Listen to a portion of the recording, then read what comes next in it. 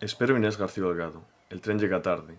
Como siempre, la conocí en Buenos Aires, donde me habló sobre la querella argentina contra los crímenes del franquismo y me explicó que mi ciudad, Astorga, iba a homenajear a su tío abuelo represaliado en noviembre. De regreso, impresionado por las políticas de la memoria en Uruguay, Chile y sobre todo Argentina, me preguntaba sobre el porqué de la amnesia colectiva en España, ese país sin alma que decía Albert Camus. A su modo, este documental intenta dar una respuesta a esa pregunta.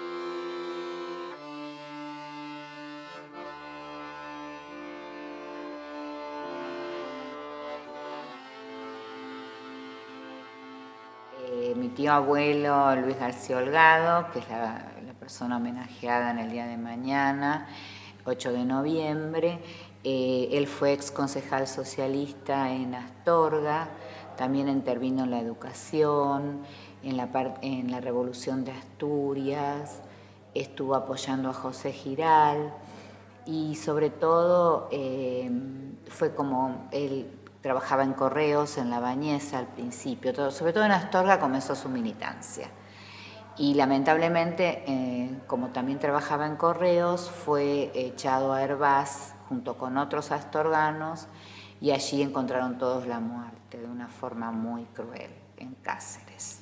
Teníamos esperanzas cuando en el 2006 se presentó una demanda acá en España ante Garzón, que Garzón después le dio lugar 2 años después, en el 2008. Yo he estado preso en Argentina durante la dictadura, luego estuve exiliado y bueno, tuve la suerte de participar en ese proceso.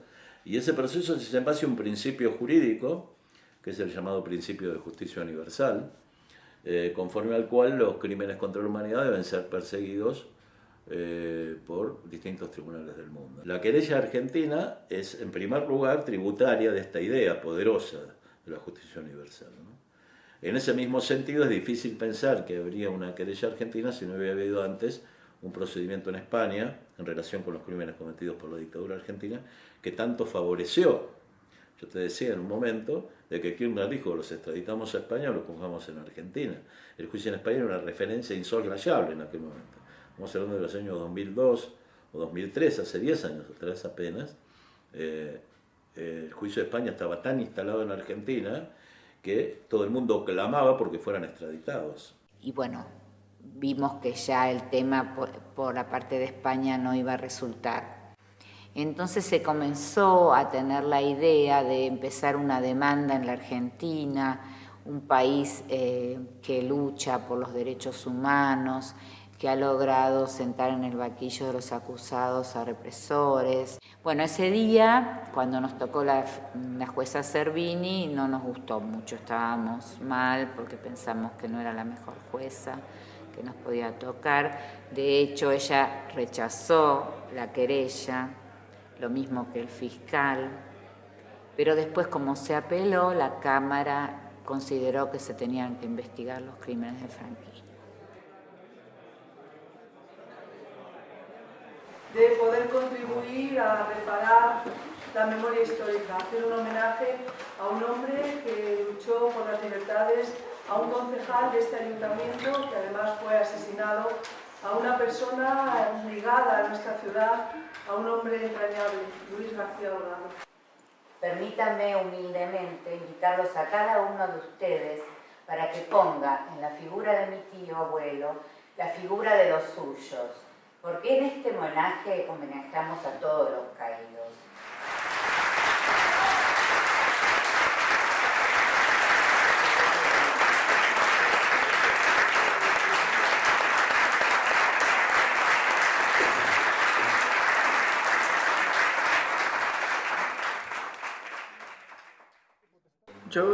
Bueno, en verdad, todo esto es gracias a mi abuela. Cuando me empecé a preocupar con esto, ¿qué tendría yo? 12, 13 años. Yo a Inés ya la había escuchado, había oído hablar de ella, la argentina que investiga cosas, yo no sabía exactamente qué era.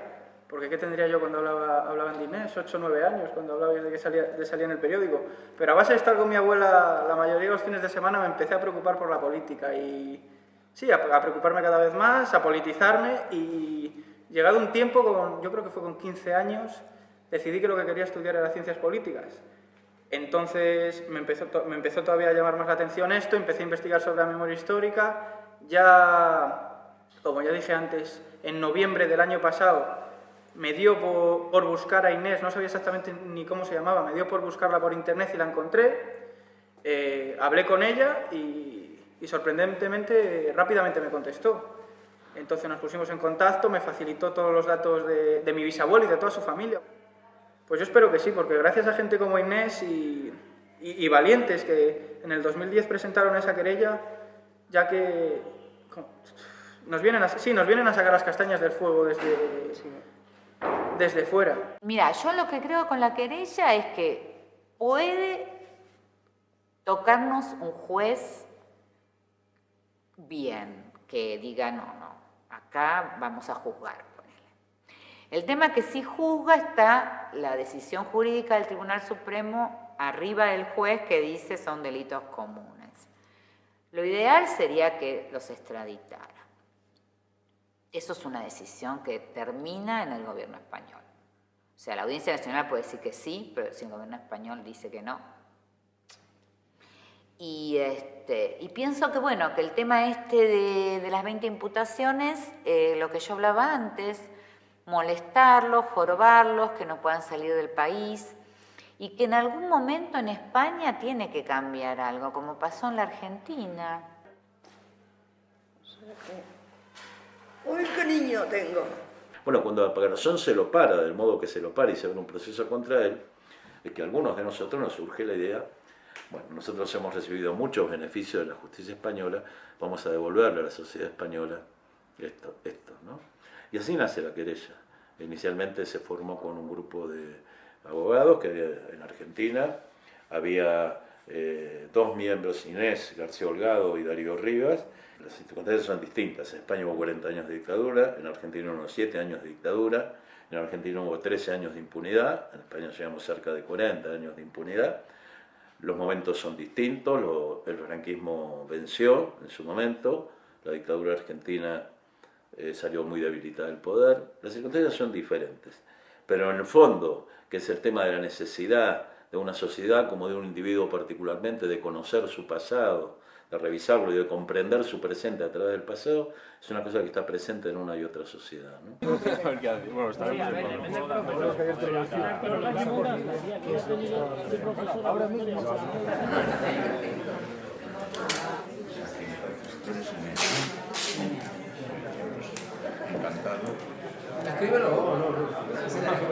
¿Recordás?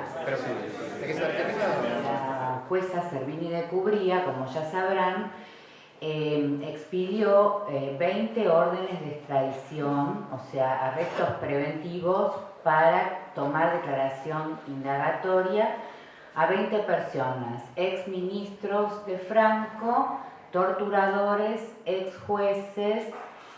Otro tema muy importante que pasó en estos años relacionado con la querella argentina fueron 2 viajes de testigos a Buenos Aires que declararon directamente con la jueza. El primero, vinieron 4 personas a Buenos Aires, de la comuna, de presos de Franco de los años 60, 70, y después Doris Venegas por Flor Baena, justamente uno de los últimos fusilados de Franco. Fue muy emocionante, pero más emocionante fue cuando vino toda una delegación impresionante a la Argentina, de la cual acá estamos en primera fila viendo. Bueno, yo creo que una parte tiene que ver con la duración que tuvo la dictadura aquí, la que tuvo allí, ¿no? Realmente el hecho de que aquí durara tanto tiempo, 4 décadas, permitió construir sobre la derrota de la República una oligarquía que durante casi 40 años, gracias a la corrupción política y económica, se apoderó de este país. Quiero decir que es prácticamente la misma que hoy está en el IBEX 35, pues muchas de esas familias se aprovecharon del uso que hizo de la violencia el sector fascista del ejército que dio el golpe el 18 de julio y construyeron una oligarquía que penetró por todas partes, que según Amnistía Internacional somos el segundo país en número de fosas comunes después de Camboya, los miles de personas que pasaban por campos de concentración, las décadas de un país que educó a 2 generaciones y media bajo la doctrina de una iglesia absolutamente arcaica, y todo eso ha hecho que aquí sea mucho más difícil desatar ese pasado, ¿no? De hecho, prácticamente todos los gobiernos que ha habido en España desde que murió Franco han estado mayoritariamente formados por hijos del régimen, da igual que gobernara el Partido Popular o el Partido Socialista. Se habla de una casta judicial, ¿no es cierto? Que hay personas que son familiares de gente que apoyó al franquismo y que siguen el Poder Judicial. No digo que no haya excepciones, pero hay problemas de este tipo tanto en el Poder Judicial como en la política actual. El hecho es que, por ejemplo, el Tribunal Supremo ha considerado el principio de justicia universal, lo ha tomado en cuenta para nosotros, para los argentinos, para Guatemala, pero en el momento que tiene que cumplir con órdenes basadas en ese principio, no lo hace, y además considera que los delitos del franquismo son delitos comunes, que ya están prescritos. También considera que está vigente la ley de amnistía. Sobre la ley de amnistía, no rige la ley de amnistía en los crímenes de lesa humanidad, ninguna ley de amnistía. Eso ya está establecido internacionalmente en los convenios internacionales. Y además la ley de amnistía hablaba de delitos de intencionalidad política, no de delitos de crímenes de lesa humanidad. Entonces, amnistiados no están, tampoco están prescritos los crímenes, no son comunes. En la transición se da un efecto entre los partidos que deben haber sido conflictivos con la oligarquía del franquismo, que son el Partido Socialista y el Partido Comunista. El Partido Socialista sale al PSOE del exilio y lo neutraliza, y Carrillo prácticamente hace lo mismo en España, ¿no? Lo que hace es abandonar el republicanismo, abrazar a la monarquía, decir que el rey era muy campechano y que la Constitución decía que el trabajo era un derecho, que eso era casi un poco de socialismo, ¿no? Entonces se neutralizó a los 2 grupos políticos que hubieran tenido mayor conflicto, ¿no? con toda esa élite franquista que se blanquea la biografía y sigue manteniéndose en una posición social dominante, ¿no? El PC y el PSOE, que aprobaron la ley de amnistía de 1977 juntos y que se vendió como una conquista de la izquierda, que es incomprensible. Si uno se lee su punto 2F, dice que quedan incluidos en esta amnistía los funcionarios y agentes del orden público que han cometido delitos contra los derechos de las personas, o sea, así de genérico, cualquier delito. Me pueden debatir, yo considero que acá ocurrió un terrorismo de Estado, no una guerra civil, porque hubo un golpe de Estado ante un gobierno legítimamente constituido, y eso para nosotros también en la Argentina es genocidio. Aunque acá digan que no, es genocidio, de acá a la China, perdonen la expresión. Queremos sacar una ley en la Argentina que reconozca los delitos del franquismo como genocidio. Otorgar las extradiciones o bien juzgar. El problema de juzgar acá en España es que el Tribunal Supremo ya dijo que los crímenes que no son crímenes de lesa humanidad, como les expliqué antes, que en la ley de amnistía, que están amnistiados los delitos. Entonces, a partir del Tribunal Supremo, si el Tribunal Supremo, que es digamos, el que manda, la mayor autoridad de todos los jueces, dice eso, es poco probable que un juez se anime a decir lo contrario.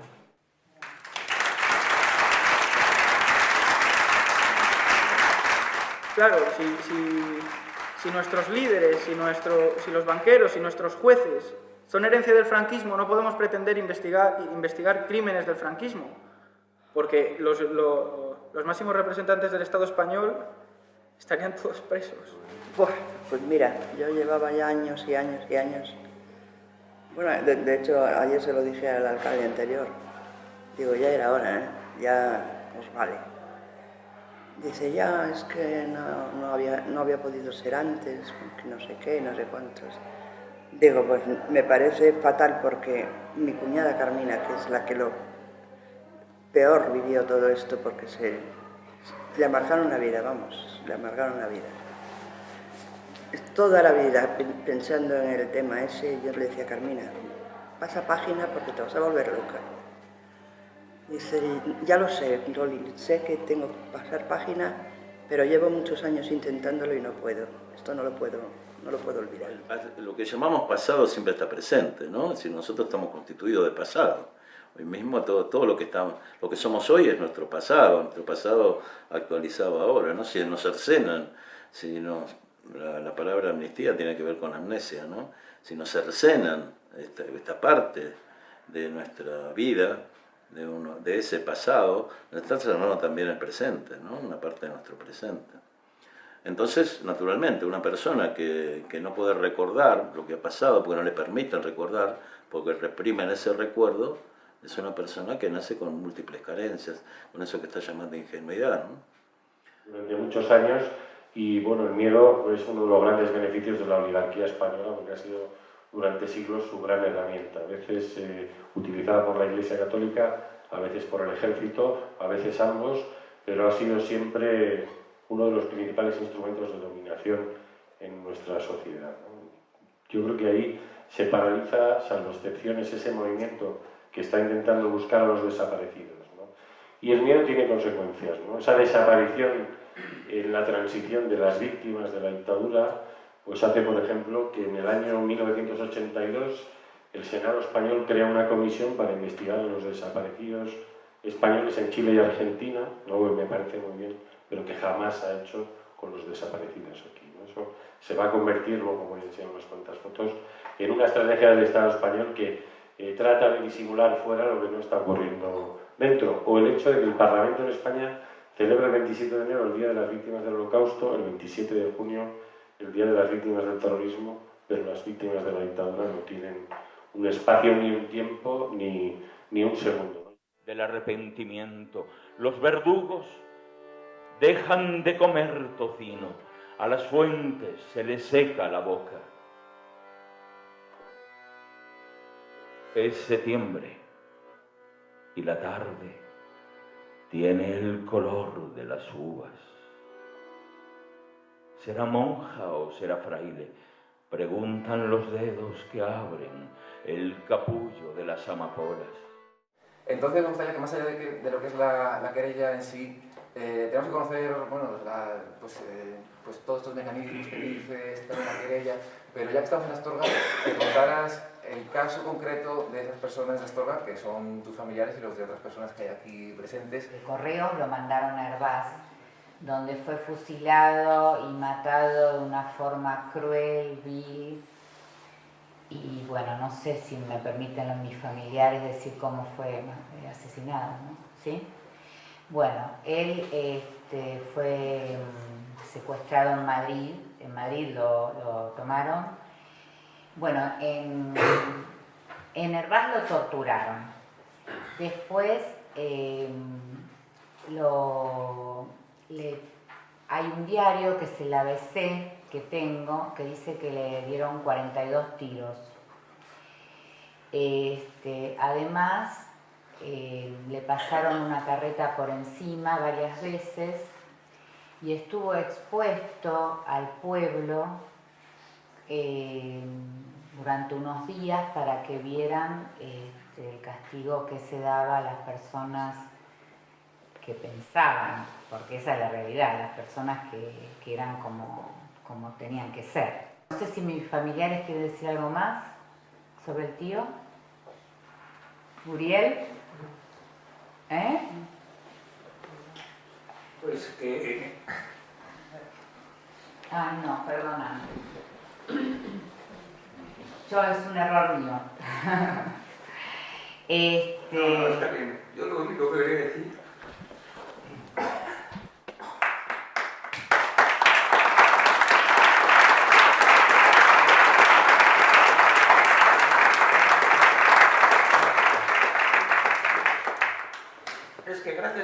vosotros, ha salido, bueno, este caso, y desde aquí nunca, y te lo comenté por teléfono, su hija Carmina quiso hacerlo por todo lo que llevaba detrás, que no tiene cuento.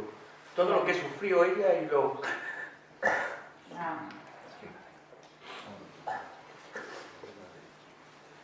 Y lo mal que lo pasó, que eso es lo que... Solo el sufrimiento de mi tía es lo que a mí me hace esto. Ay, la verdad que les pido perdón, que No, lo tenemos que decir, porque la forma en que murió también es una forma de decir que, bueno, que el homenaje de mañana es importante, porque la forma en que todo lo que hizo y cómo finalizó su vida, pienso que hace que haya que homenajear. Tu familia, aquí la presente y la que no está, luchó lo indeciso, luchó por todo, por todas las causas, estaban en todo, sobrevivieron como pudieron, vendiendo mantecadas en Arrenfe, haciendo mantecadas con lo que fuese. Fue impresionante. Para mí, Loli, Cuchi, Uriel, todos son como mis hermanos, Loli es como mi madre. Y también quiero que lo sepas, que esta familia siempre ha estado en la memoria de esta gente. Y siempre ha luchado hasta el último para que se sepa la verdad. Siempre. Carmina, pues ¿qué te voy a decir de Carmina? Se fue la mujer. Vicente, igual. Marisol. Tía Lorina. Todos. Yo los conozco desde que éramos unos críos. Mi madre nos hacía la tortilla de patata, nos íbamos a comerla todos por ahí. Y ayudábamos a lo que fuesen, cuando éramos unos críos, haciendo cajetillas o lo que fuese. Y lucharon lo que fuese, y están mojados, y se han peleado en esta astorga clerical, en esta astorga falsa, en esta astorga hipócrita, que es lo que es. Le han torcido la cara muchas veces a esta familia, muchas veces le han torcido la cara. Pero a ellos también hay que homenajearles, a esta familia también hay que homenajearles.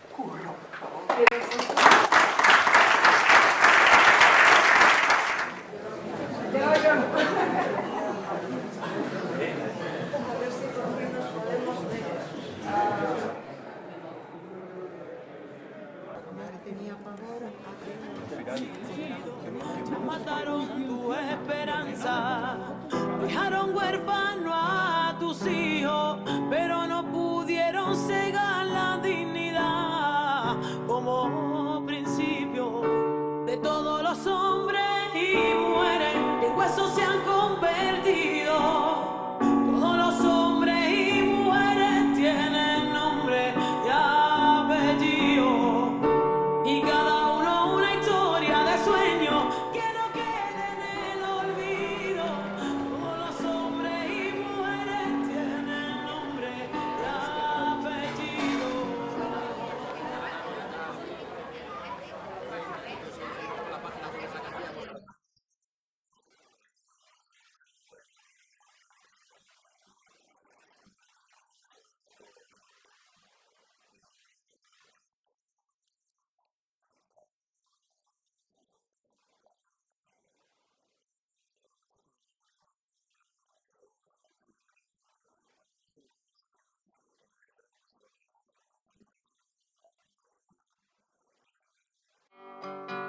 Lo que tu recuerdo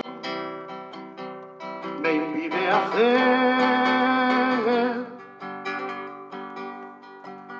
Y si fuera un pez, no podría escribir ni una letra de ti sobre este papel.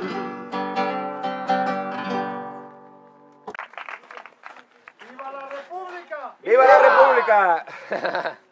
Nos vemos como muy tarde el 14 de abril aquí y espero que seamos el doble de hombres y mujeres de Astorga.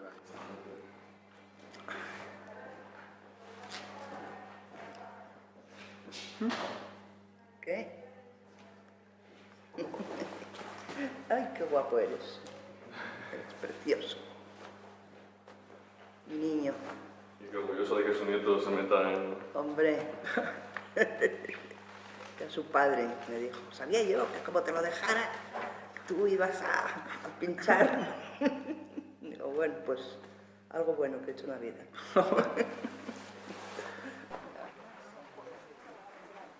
un incidente, desafortunadamente, frente a nuestro alcalde, que lo fusilaron ahí, socialista, a las 6 de la mañana, oyendo cerca a su madre los disparos. Cuando yo entré de alcalde, aquí vine. Y cuando salí, aquí vine.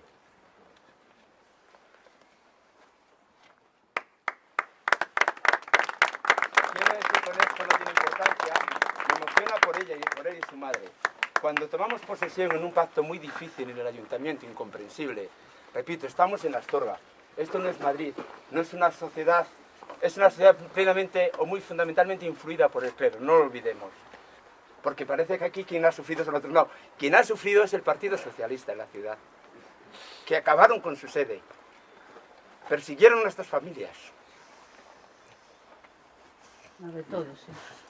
Es la de todos, no la de unos, la de todos, entre ellos la mía. La de todos, sí. Había pasado la Guardia Civil y le había dicho al alcalde de Hervás que no autorizaba la exhumación y el traslado de los restos de ninguno de los fusilados. Vicente, después de discutir un rato, puso el saco de la pulpa encima del escritorio del alcalde y le dijo: pues ahí te quedan. Bueno, es que en Hervás no se enteró nadie, nada más el enterrador y nosotros. Él no consultó, nada más me parece que les escribió una carta. Dijo: oye, si queréis venir por vuestro padre, lo tengo, porque lo tenía encima de todos para... Y él nos lo dio en una cajita de madera, lo trajimos y nadie supo nada. Parece ser que al primer edil, al alcalde, le cayeron encima todas las supersticiones del infierno medieval y disparó un bote hacia atrás como si encima de la mesa tuviera un nido de avispas y dijo: espere, espere, quíteme esto de la mesa y márchese de aquí antes de que lo mande encarcelar.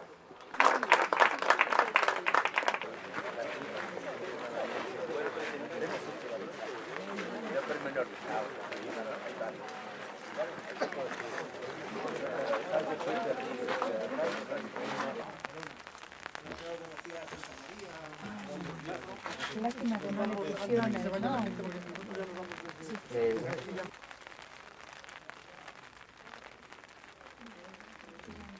No sé por qué no le pusieron un nombre. Dice que están en medio o están... Sí. No sé. No tiene ni placa ni nada. Uno puede decir, bueno, sí, está bien. Se tramitaron las órdenes de detención, pero finalmente la Audiencia Nacional negó la extradición. Sí, es cierto, pero en Argentina se producía el fenómeno de que no solamente negaban, sino que el gobierno ni siquiera dejaba entrar estas órdenes de detención. Era como golpear contra un muro, hasta que finalmente ocurrió que se rompió ese muro, ¿no? Y acá lo que está ocurriendo es que el gobierno se vio obligado, después de tanta negativa, como he dicho anteriormente, a permitir que una jueza viajara a Argentina, no decir nada porque viajó, a permitir que sus pedidos de detención fueran tramitados por la justicia española. En el 2002 fue realmente cuando hubo una pequeña eclosión con el tema de las exhumaciones. En el 2004 se anuncia que se va a crear o se va a elaborar una ley de la memoria. En el 2006 se debate la ley de memoria. En el 2008, que es el penúltimo pico, es cuando el 16 de octubre Garzón se declara competente para investigar estos crímenes, y en el 2010 es cuando el juez es expulsado de la Audiencia Nacional, ¿no? Pero refleja muy bien lo que durante muchos años ha sido un consenso para la clase política, que es el silencio o la no existencia de esas víctimas del franquismo. Con las dos versiones de la historia. Por un lado, ¿quiénes son estos que vienen de afuera a investigarnos? Pero por otra parte, ¿cómo es posible que nos estén investigando de afuera y no seamos capaces de investigarnos nosotros mismos, ¿no? Lo mismo que ocurría en Argentina. Dieron muchas voces, decían quiénes son estos gallegos para venir a decirnos. Pero por otra parte, otros que lo aplaudían y decían por lo menos, le están dando la voz a las víctimas que no tienen dentro del país, ¿no?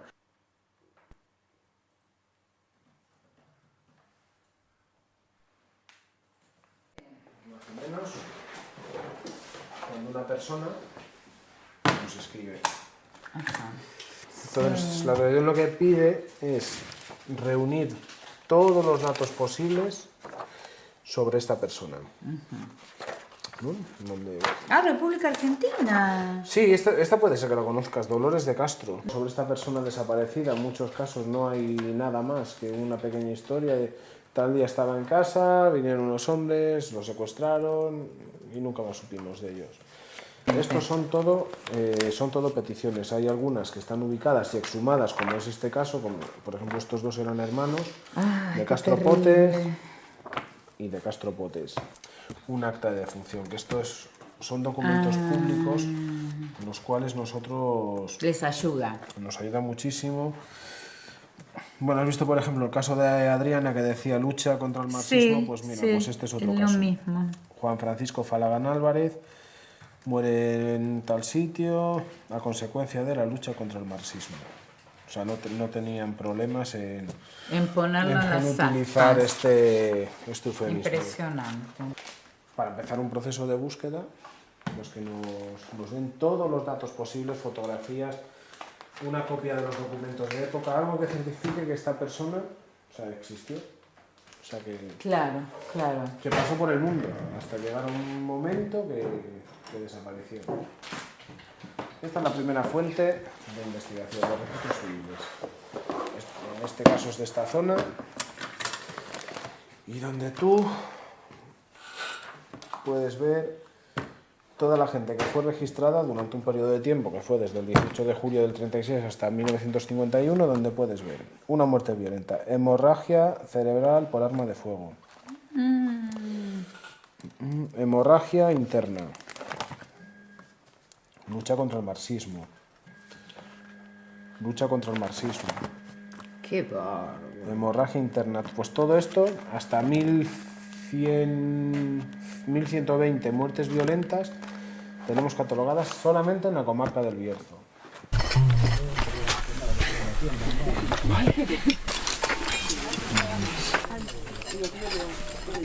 Que te vayan saliendo en esta parte.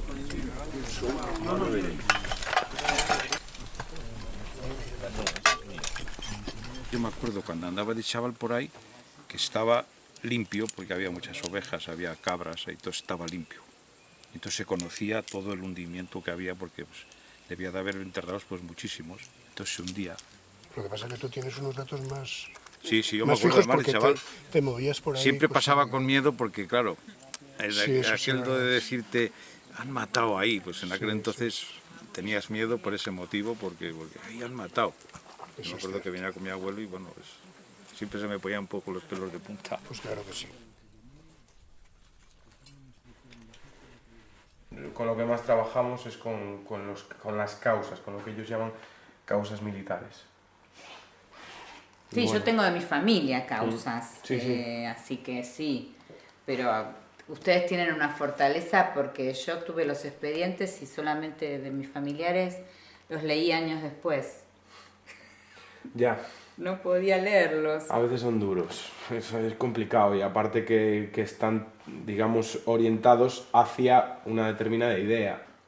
Sí, esto te Pero eso te iba a decir, absorbe. porque a mí me engancha emocionalmente, no sé cómo voy a hacer. Últimamente estoy, por ejemplo, el homenaje que le hicieron a mi tío abuelo es como que me mató.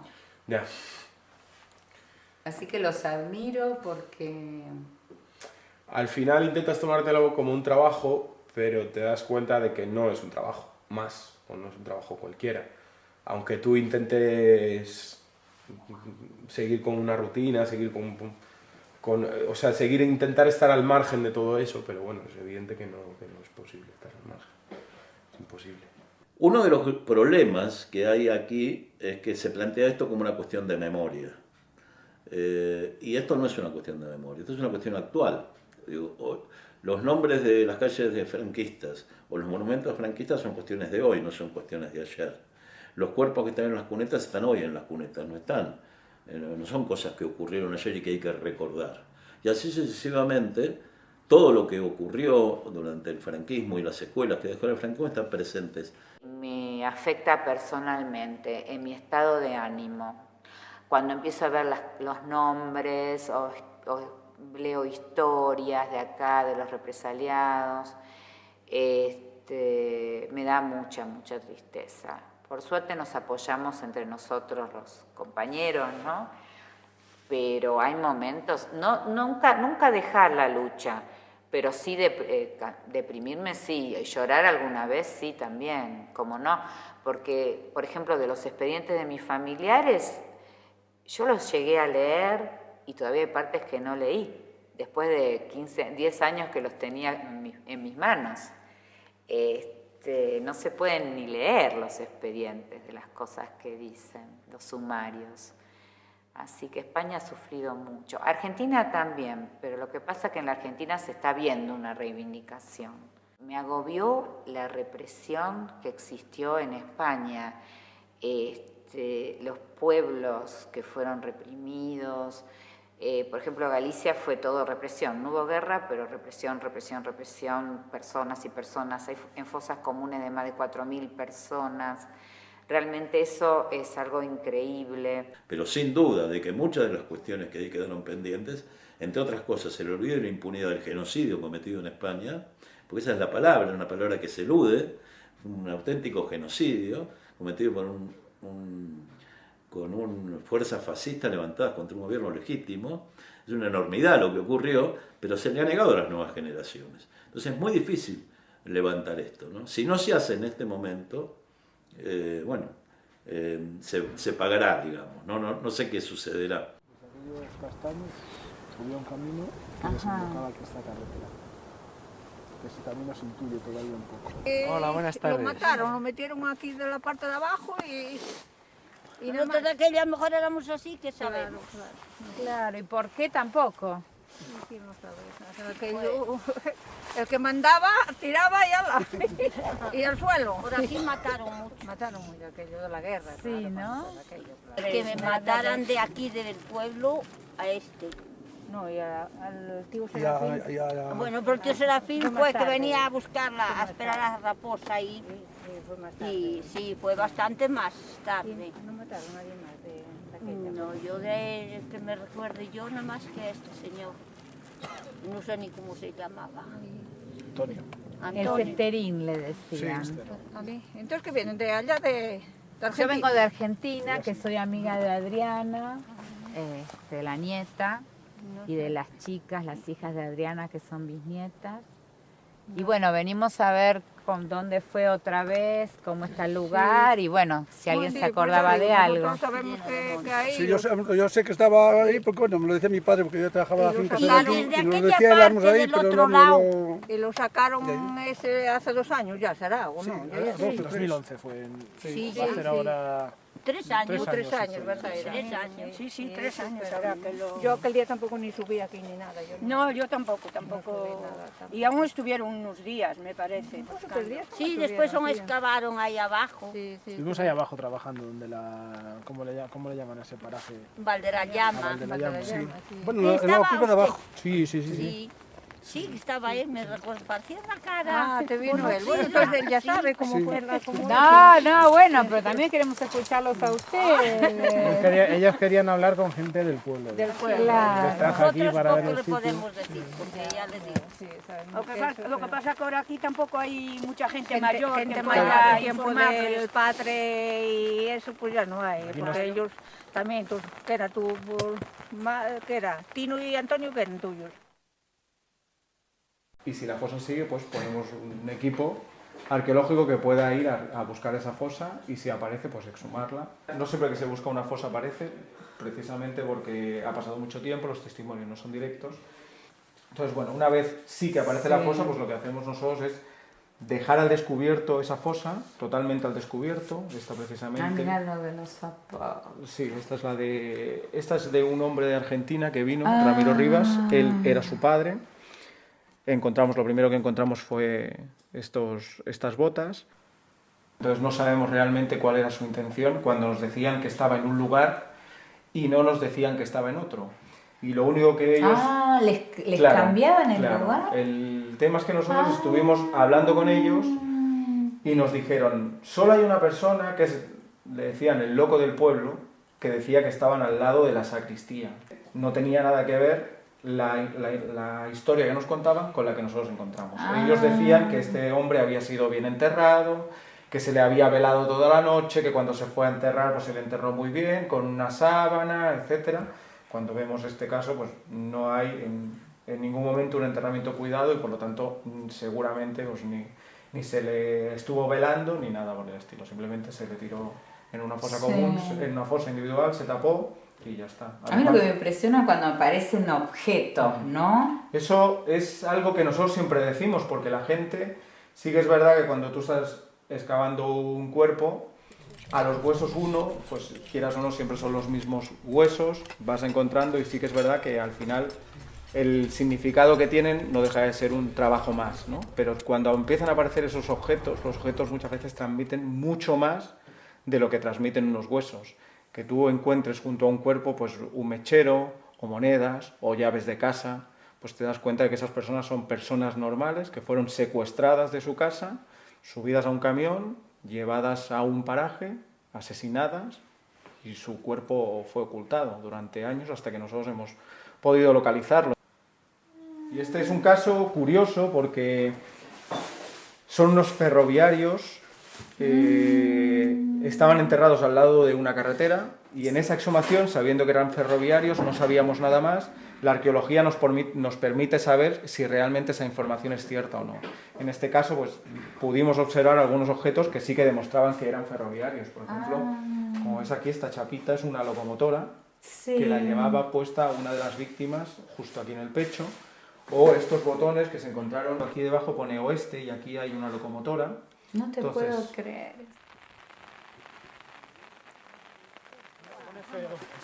Así que no lo podemos decir. Claro, no podemos decir otra cosa. ¿Y por qué pasó tampoco? Aquella era la guerra y era eso, yo qué sé. Y los que no mandaban, podían hablar porque si no hablaban... los que había una cuadrilla de ellos que mandaban y ya estaba. Así que yo qué sé. ¿Pero les parece bien o les parece mal lo que pasó? Hombre, bien no, porque de aquella, aunque era así, eran cosas malas. Claro, porque igual es que igual fueron que él, las puede ser una cosas familia que suya. pasan ahora, las que pasan malas, pues son malas. Hombre, De aquella- si hicieron un delito, hicieron eso de ahí, bueno, pues ya llevan pase. Pero así nada más que decir, venga. Porque este Como- señor, según dicen, venía de trabajar, o no sé dónde venía. La mujer había estado masando el pan, haciendo la Claro. hornada, y tenía la empanada para cenar y ya no la cenó. Todos los tiempos eran...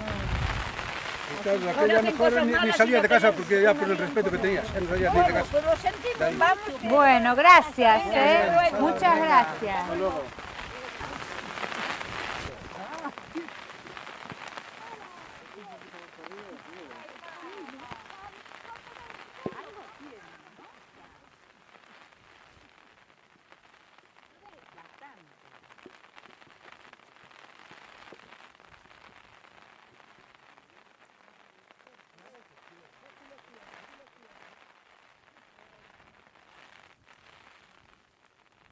Bueno, pensamos que no dijeron todo lo que sabían y que bueno, pero por lo menos algo dijeron, que les parecía mal. No, en la Argentina hay testigos que van a declarar judicialmente, que avisan de los otros que han estado en los campos de concentración, entonces de los compañeros. Entonces es una forma de que la familia sepa que estuvieron en un campo. Se habla más. Pero bueno, acá hubo 40 años de dictadura, ¿qué se puede esperar, no? Y es gente muy grande. Pero bueno, en la Argentina es así, ya te digo, hay testigos que dicen que vieron a otro y gracias a eso se sabe que tuvo un bebé llamado cual y después se encuentran a ese bebé, pero gracias a los testimonios, ¿no? Por eso sería tan importante que hablaran ellos. Bueno, en España es totalmente distinto. Aquí hubo una dictadura durante 40 años. Las víctimas del franquismo llevan 38 años sin ser reparadas, entonces ese miedo todavía sigue ahí. En España las víctimas del franquismo nunca han estado respaldadas ni por administración ni por la parte judicial. Entonces es normal que en muchos pueblos todavía haya una mezcla de miedo y de indiferencia. Y bueno, ha sido como un olvido obligado. Que una persona venga desde Argentina a ejercer su derecho a recoger esos restos de su abuelo y enterrarlos dignamente donde la familia quiere, no donde decidieron los asesinos, pues no es entendido. Oscurece antes, que ya estamos en el valle.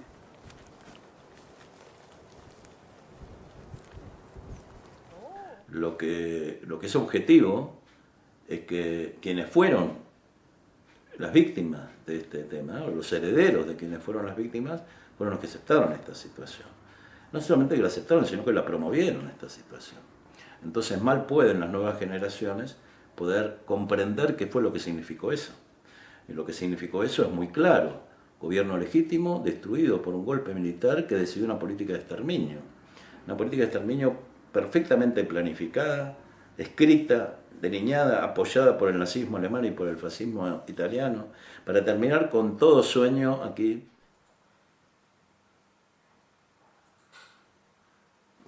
Una vez nosotros hemos individualizado esos cuerpos, los metemos en una caja y los traemos al laboratorio. Aquí se dispone, la misma función de dejarlos al descubierto te va descubriendo los objetos que pertenecen a ellos, y esos objetos nosotros aquí los catalogamos, los estudiamos junto con el cuerpo, y una vez terminamos todo, todos esos objetos son introducidos dentro de la caja con el mismo cuerpo y son entregados a las familias. Pues, esta es la entrada, que rompe hacia aquí arriba, y por lo tanto la salida, mira dónde la tenemos. Terrible. Entonces, rompe el cráneo hacia afuera. Solo en Ferrocarriles del Oeste se depuraron a 1993 personas. Luego nos pusimos a buscar cuáles eran las posibles personas que estaban represaliadas en la provincia de León, lugar donde encontramos esta fosa. Y solo había en la provincia de León 129 personas. O sea, 129 personas implica que si tienes 7 ferroviarios es imposible, sin reclamación familiar, sin la existencia de un banco de ADN, que en España no existe, y sin la existencia de un núcleo, de un lugar central donde puedan estar todos los datos de familiares y de víctimas, pues es imposible saber quiénes son estas personas a día de hoy. Entonces, la importancia que tendría pues que aquí en España existiera lo mismo que existe en Argentina, sí, donde están en el primer mundo de los derechos humanos. No, nosotros, bueno, hacemos charlas y conferencias en la misma Argentina acerca de la guerra y toda la represión y la querella. No saben ni que hubo campos de concentración, ni que hay fosas comunes, no pueden creer que el Estado no intervenga cuando se denuncia que existe una fosa común, no pueden creer que el Estado no intervenga, porque allá en cuanto se encuentra una fosa común, el Estado ya está interviniendo inmediatamente. Acá se presenta un juez la causa y la archiva. Entonces, no, la gente argentina que nosotros conversamos, lo que pasa en España y lo que hacemos, no pueden creerlo. Cuando la Corte Interamericana de Derechos Humanos dicta que las leyes de amnistía se consideran leyes de antiamnistía y que crímenes tan graves no se pueden amnistiar en ningún caso, cuando eso llega a Argentina hay un contexto político que permite que el Tribunal Supremo argentino tumbe las leyes de punto final y evidencia de vida, ¿no? Aquí pues todavía la izquierda defiende la ley de amnistía, la sociedad civil puede hacer cosas. Nosotros llevamos 14 años exhumando fosas, poniendo denuncias. Cuando se cerró la causa en la Audiencia Nacional, precisamente con un doctorando argentino que estaba aquí, nace la querella argentina, empezamos a trabajar en ella. Allí se suma Inés García Holgado, con el caso de los García Holgado, y ahora es una querella donde hay montones de denuncias, en Galicia, en un montón de consulados se han puesto denuncias. Sí es donde se ve, por ejemplo, la gran diferencia es que el día que se presenta la querella, el 14 de abril del año 2010, está en la Asociación de Abogados de Buenos Aires, están allí desde Pérez Esquivel, el Premio Nobel de la Paz, la Sabora de Plaza Mayo, Nora Cortiñas, fundadora de la Madre de Plaza Mayo, el CELS, montones de organismos de derechos humanos, ¿no?, que se vuelcan con ella. Entonces eso a nosotros aquí no nos ha pasado nunca, quiero decirnos. Yo de cualquier manera te digo como sensación personal. Yo quizás ilusionado o esperanzado con la experiencia nuestra, con la experiencia argentina y todo lo que significó la querella puesta en España en relación con la criminal argentina, yo creí y pensé de que cuando se produjeran estos hechos, y se producían estos hechos, como iba a ser los pedidos de detención de Martín Villa, iba a haber una reacción muy fuerte por parte de sectores muy importantes de la sociedad española. Y no se produjo, no en la medida en que yo esperaba, ¿no? Pero es cierto que el tema de los derechos humanos no sé por qué va hacia la izquierda, es algo así. es como que la derecha no toma en cuenta, no cree, considera como que los derechos humanos no deberían existir, es muy raro, es muy raro. Es curioso como a día de hoy tiene que ser Argentina, con su buena voluntad de los profesionales que trabajan allí, con el equipo argentino de antropología forense, que sean los que nos den las herramientas para poder hacer esas pruebas de ADN. La asociación a día de hoy tiene unos problemas económicos que no puede afrontar esos gastos y por lo tanto que venga Argentina dándonos de nuevo una clase diciendo que estas cosas se tienen que hacer y se tienen que hacer bien, pues que te dé la oportunidad de realizar esas pruebas de ADN de forma gratuita y que podamos nosotros terminar de identificar a estas víctimas que todavía tenemos pendientes. Nosotros las víctimas tienen derecho a la verdad y el Estado la obligación de investigar la verdad. La verdad que el Estado argentino está cumpliendo con esa obligación y mucho. Por ejemplo, en mi caso, en caso de mi tío desaparecido, mandamos la sangre de mi papá al Banco de ADN de Cataluña y me lo cubrió todo el equipo de antropología forense Fondebrider, tanto el costo del ADN como que él personalmente llevó las muestras a Cataluña. No, a nosotros nos pasó cuando nosotros empezamos las primeras exhumaciones, inmediatamente la cabeza del PC y la del PSOE se giraron y crearon sendas asociaciones para controlar esto, ¿no? Porque el pasado es muy potente y de repente salía una gente ahí de un pueblo que no estaba obedeciendo a sus órdenes políticas, ¿no? Que estaba sin quererlo rompiendo un consenso que había operado durante mucho tiempo y había funcionado. Por un lado el PSOE creó un colectivo que decía que no había que exhumar las fosas, que había que poner monolitos. Con lo cual, claro, evidentemente, ver una fosa que es un espejo en el fondo de es una oportunidad para que esta sociedad se viera en un espejo, ¿no? Y ver un crimen, porque es la escena de un crimen, y los esqueletos, los orificios de bala están contando eso, llegar y poner una piedra y nos vamos a casa. Si realmente esos profesionales hubieran dado su voz y hubieran ayudado en la elaboración de la Ley de Memoria Histórica en España, pues posiblemente existiría un banco de ADN o como mínimo estaría en esa Ley de Memoria, así como los problemas que nosotros tenemos a la hora de realizar o de pedir esos permisos. Cuando lo habíamos criticado, claro, porque es el PSOE. Claro. Es así. Claro. Y es que el problema es eso, que no quieren ver, parece que no puedan ser autocríticos con ellos mismos, cuando al revés tendrían que ser críticos para intentar mejorar las cosas. Pero cuando no quieren escuchar y se basan en que realmente las cosas están bien hechas, pues... Pero es muy fácil ver que las cosas están bien hechas desde un despacho. Si esas personas estuvieran en una búsqueda de una fosa común, verían los problemas que tenemos nosotros con estas cosas. Es que cogí muchas, pero no sé si aguanto. Valleja de los Muertos, Casa Sola. Ahí no. No, ahí claro.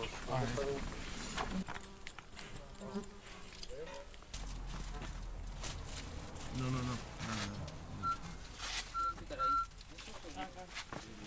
Porque claro que hay que investigarlo, claro que hay que publicar, claro que se tiene que saber, claro que hay que cambiar un montón de cosas dentro de la historiografía que conocemos nosotros, pero claro, es que hay algo que realmente corre mucha prisa y es esto. Los familiares se mueren, el tiempo pasa, se amplían carreteras, se destruyen fosas.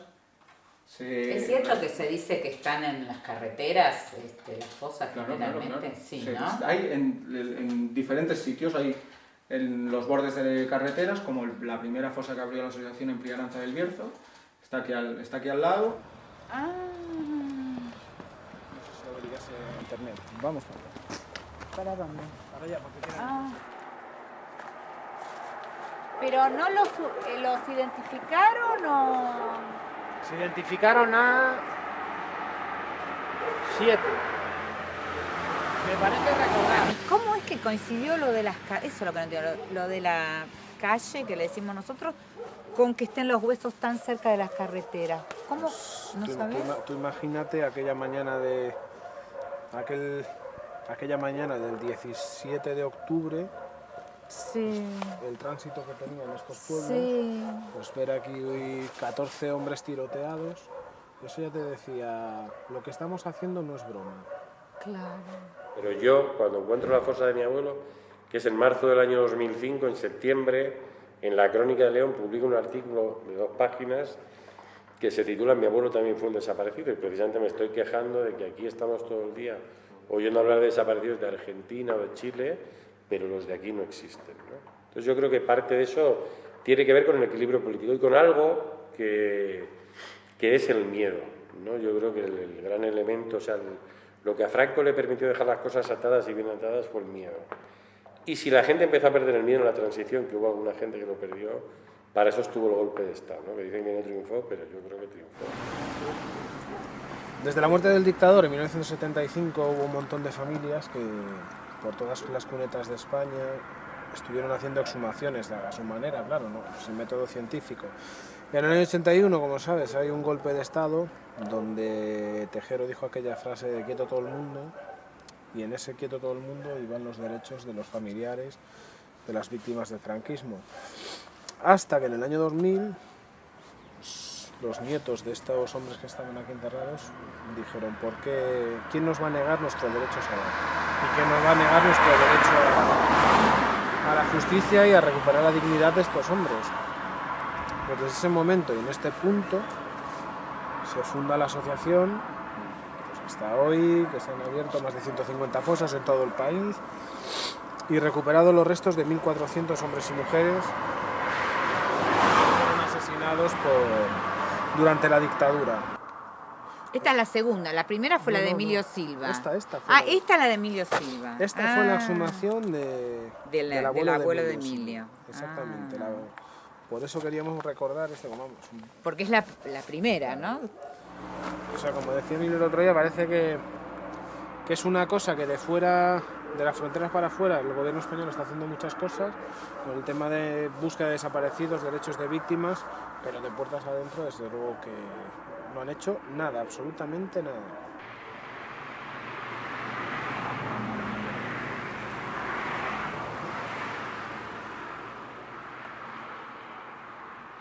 Últimamente curioso que es como que un sindicato noruego de electricistas pues se haya preocupado por el caso de los desaparecidos españoles, se ha hecho una pequeña donación, con esos 6.000 euros que nos han donado, pues la asociación puede abrir unas 4 fosas perfectamente, puesto que el trabajo que realiza es un 80% con personal voluntario. Hace 3 años que ya no hay ayudas públicas para buscar a los desaparecidos en España y la asociación ha decidido no parar ese proceso. No se puede parar porque después de 14 años has creado un equipo, has creado una manera de hacer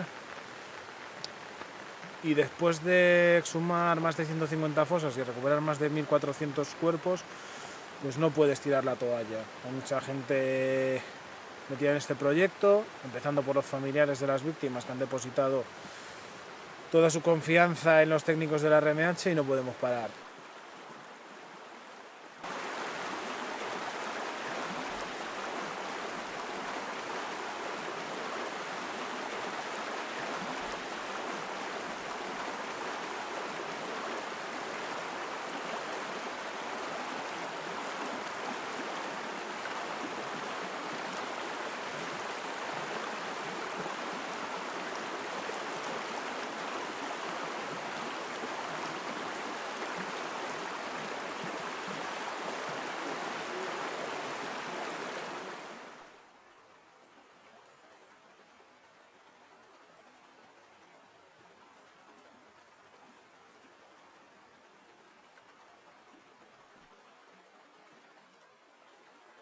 El pasado no quiere irse, el pasado no se va, puede, en un pasado tan trágico como yo no soy. No amanece, pasan los días y no amanece, pasan las nubes sobre el mar, no amanece. Dijeron que el mundo caminaba hacia una luz, que todo estaba en su sitio,